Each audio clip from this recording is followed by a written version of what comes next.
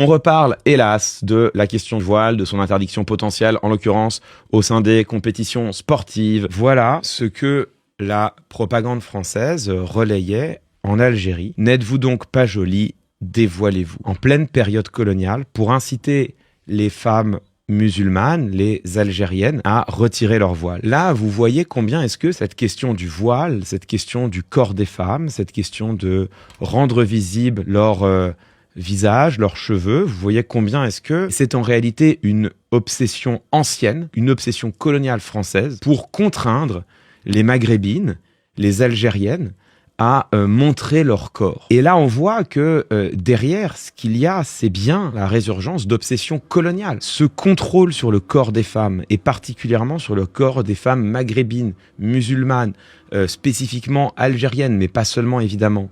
Vous voyez bien que ça ne date pas d'hier, et que ça n'avait absolument rien à voir avec une quelconque lutte contre l'islamisme. En réalité, derrière, on retrouve tous les fantasmes coloniaux sur le corps des femmes maghrébines. Si je suis le premier à dire qu'il faut lutter pour le droit des femmes de se vêtir comme elles le désirent, et bien évidemment de lutter pour le droit des femmes de ne pas porter le voile dans les pays où elles y sont contraintes, l'Iran, l'Afghanistan. On voit là, au gré de ces archives, combien est-ce que ce débat en France revêt une connotation toute particulière. Ce qui est engagé, c'est des relents coloniaux insupportables qui nous ramènent vraiment aux heures sombres de la République française. Je voulais simplement proposer ce prolongement pour vous montrer combien est-ce que cette obsession qui est celle d'Aurore Berger, Jordan Bardella, Bruno Retailleau, Gérald Darmanin, obsession telle qu'elle a failli faire imploser le gouvernement lui-même, pour vous montrer combien est-ce que cette obsession a en réalité